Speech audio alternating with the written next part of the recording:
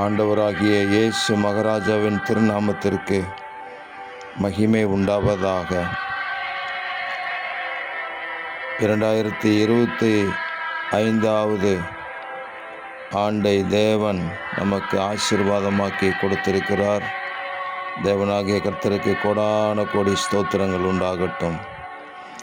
தாகம் உள்ளவன் மேல் தண்ணீரையும் வறண்ட நிலத்தின் மேல் ஆறுகளையும் ஊற்றுவேன்.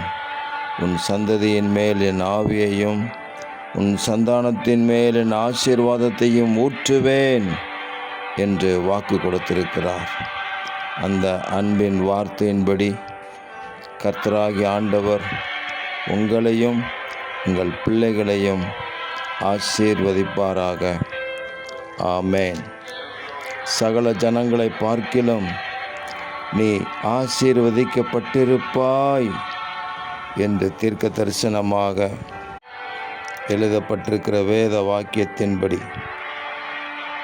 உங்கள் கண்களுக்கு முன்பாக இருக்கிற சகல ஜனங்களை பார்க்கிலும் நீங்கள் ஆசீர்வதிக்கப்பட்டு இருப்பீர்கள்.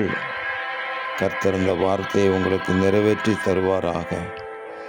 அன்பின் பரலோக பிதாவே, உங்களுக்கு கோடான கோடி ஸ்தோத்திரங்கள்.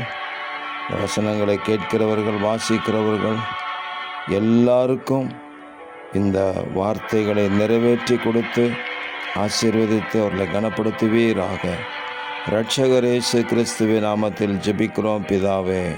ஆமேன், ஆமேன், ஆமேன்.